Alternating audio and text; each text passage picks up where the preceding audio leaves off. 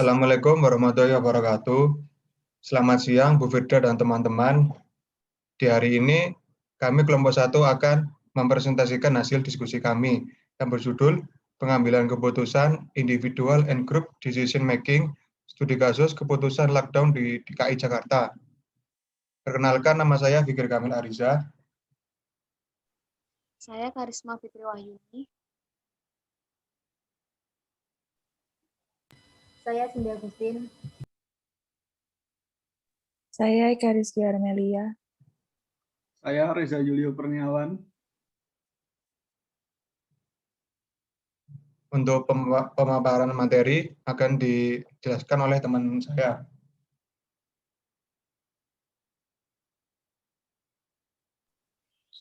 Baik, saya di sini menjelaskan latar belakang makalah yang kelompok kami tulis. Yang pertama, dalam situasi pandemi virus corona atau COVID-19 saat ini, semua pengambilan keputusan haruslah berdasarkan pada sikap kehati-hatian. Hal tersebut juga berlaku bagi penetapan status PSBB yang diajukan oleh pemerintah daerah. Pelaksanaan PSBB ini tidak dilakukan secara seragam di seluruh Indonesia. Dalam sepanjang hidup manusia selalu dihadapkan pada pilihan atau alternatif dalam pengambilan keputusan. Hal ini sejalan dengan teori real life choice yang menyatakan dalam kehidupan sehari-hari manusia melakukan atau membuat pilihan-pilihan di antara sejumlah alternatif. Sejak awal munculnya COVID-19 ini, di Jakarta, Anies Baswedan telah mengeluarkan beberapa keputusan dan kebijakan untuk mengatasi hal tersebut. Berbagai keputusan yang diambil di antaranya yaitu pembatasan pengoperasian transportasi umum, beberapa pekerjaan yang kemungkinan dilakukan di rumah, meniadakan sholat Jumat Jakarta, dan larangan berpergian keluar daerah Jakarta. Selain itu, Anies Baswedan juga pernah mencanangkan pemberlakuan lockdown di Jakarta, namun hal tersebut tidak disetujui oleh pemerintah pusat.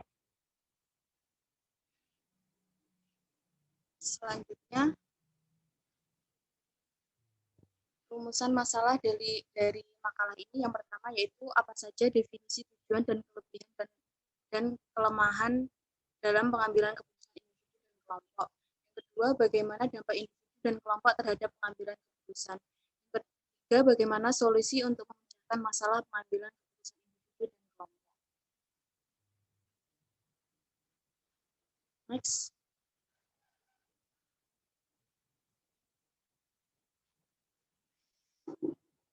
Pengambilan keputusan individu adalah pengambilan keputusan yang dilakukan oleh perorangan dan biasanya diambil oleh pimpinan atau manajer sesuai dengan wewenangnya.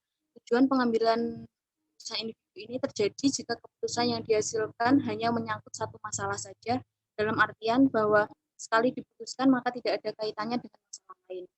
Aspek yang mempengaruhi pengambilan keputusan ini yaitu keberbedaan nilai, kecenderungan akan risiko, dan kemungkinan ketidakcocokan. Selanjutnya, pengambilan keputusan kelompok adalah situasi yang dihadapi ketika individu secara kolektif membuat pilihan dari alternatif sebelum mereka membuat keputusan itu.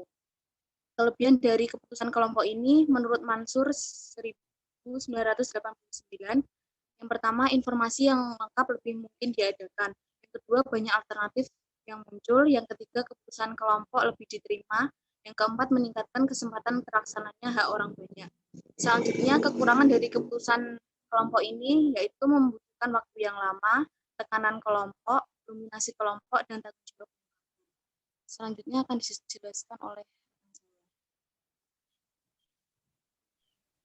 Selanjutnya adalah tentang studi kasus. Jadi, di awal tahun 2020, pandemi COVID-19 telah menerpa hampir semua negara di seluruh dunia. Meski di awal terdapat beberapa negara yang terkesan santai menghadapinya, namun saat ini setiap negara telah menunjukkan keseriusannya dalam berperang melawan virus COVID-19. Kecepatan dan ketetapan penanganan wabah virus COVID-19 sangat bergantung pada kecepatan dan ketetapan pengambilan keputusan. Kecepatan dan ketetapan pengambilan keputusan sangat bergantung pada kualitas kepemimpinan dan kerapian koordinasi pada setiap intra dan antar level kepemimpinan. Semakin sigap, tanggap, dan efektif kepemimpinan negara, maka semakin efektiflah ia menangani dan mengatasi virus COVID-19. Kecepatan dan ketetapan penanganan wabah COVID-19 sangat bergantung pada kecepatan dan ketetapan pengambilan keputusan. Di negara Indonesia sendiri, khususnya di Jakarta, penyebaran COVID-19 terus meluas. Langkah pemerintah daerah atau Gubernur Jakarta dalam menghadapi COVID-19 ini adalah mengambil keputusan untuk menerapkan PSBB atau pembatasan sosial berskala besar yang merupakan alternatif kebijakan dari pemerintah pusat. Penerapan PSBB di Jakarta telah diatur pada Pergub Peraturan Gubernur Nomor 47 Tahun 2020. Keputusan pertimbangan berdasarkan teori yang dikemukakan oleh Kotler, pengambilan keputusan melalui beberapa proses, yaitu identifikasi masalah, pengumpulan, dan penganalisisan data. Membuat berbagai alternatif kebijakan, memilih alternatif terbaik, melaksanakan keputusan, memantau, dan mengevaluasi pelaksanaannya. Anies Baswedan beserta jajarannya juga telah melakukan pengumpulan data dengan menelusuri wilayah-wilayah yang terpapar virus COVID-19. Anies Baswedan beserta pemerintah DKI Jakarta kemudian menganalisis data-data yang telah dikumpulkan dan diklarifikasi ke dalam kategori-kategori tertentu. Dari penganalisisan data tersebut, hasilnya dimuat dalam website corona.jakarta.go.id. Website tersebut berisi lengkap mengenai informasi penyebaran COVID-19 di Jakarta dan dapat diakses oleh semua masyarakat.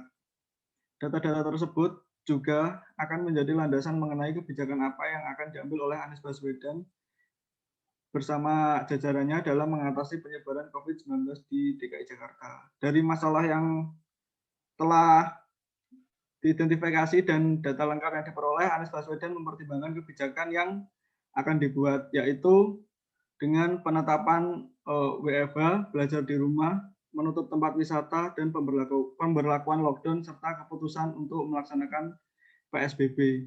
Next.